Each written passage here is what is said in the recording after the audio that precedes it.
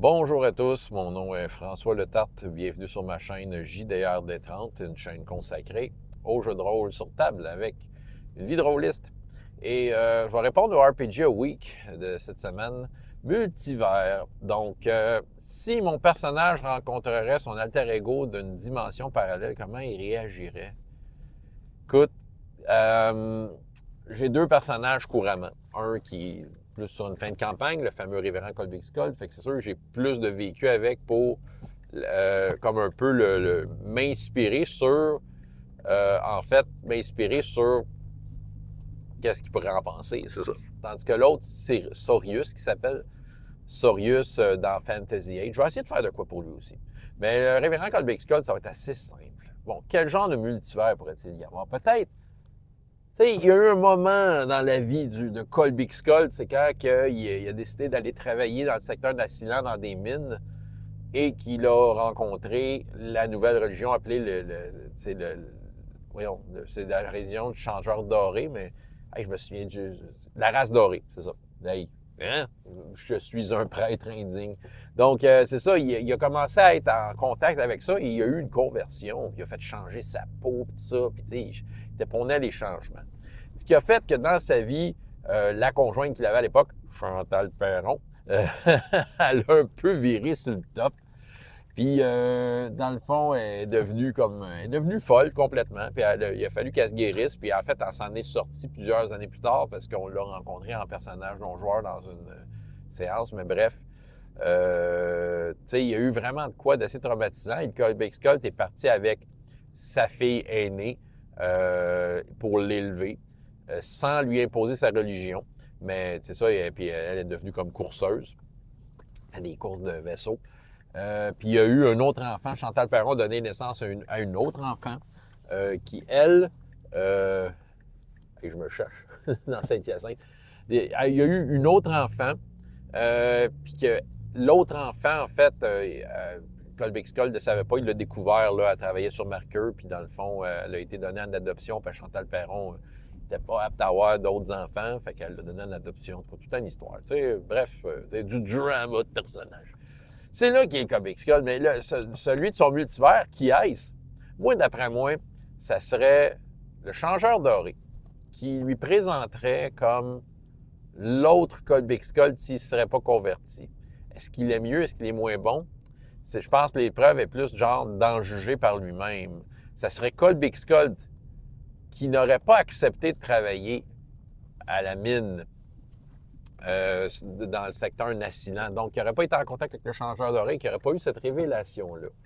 Probablement que le Colby Skull en question serait un homme, un travaillant, de classe moyenne, avec sa famille. Peut-être qu'il aurait eu peut-être ses deux filles, puis qui aurait été dans la classe moyenne, c'est ça, puis la Chantal Perron en question, ça aurait été commode ou mal commode.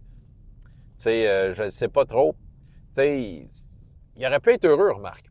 C'est ça. Il aurait peut-être pu voir le Colby Skull heureux sans le changeur doré et vivre sa petite vie. Et y aller de petits changements dans la vie, parce que là, c'est sûr, c'est pas un héros galactique, ça serait juste quelqu'un d'ordinaire.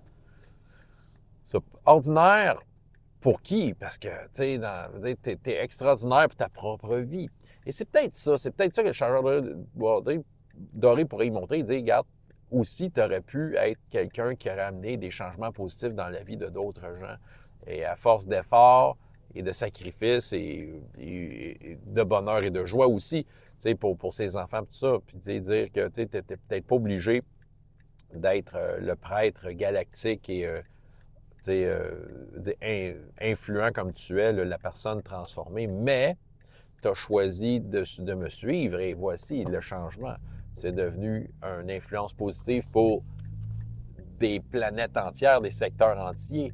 Chantal Perron s'en est sortie à travers des changements. Elle est devenue la directrice à la tête, en fait, d'une corporation médicale influente sur Gaïa.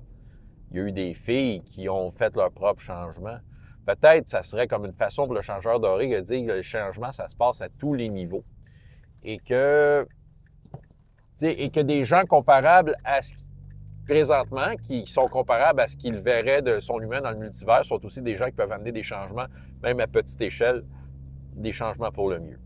C'était philosophique, hein?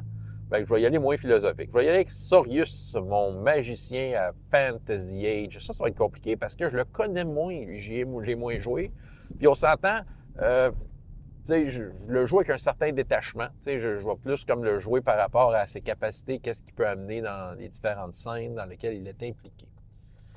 Donc, Sorius, magicien, qui a appris un peu par lui-même avec un sage dans la forêt son art, et il a découvert le monde, et il a découvert que le monde, bon, qu'il y avait toute une dynamique, un chevalier du Sud qui veut prendre le contrôle de la région de façon pacifique pour le moment, des hommes-chèvres qui sortent de la terre et des morts vivants qui se promènent, et je sais qu'il y a aussi un certain Ando qui se trouve être quelqu'un que son comme coach de magie aurait eu avant et qui l'aurait échappé. Bref, un peu l'histoire à la Darth Vader. J'ai perdu mon initié, là! Puis tu sais, Obi-Wan.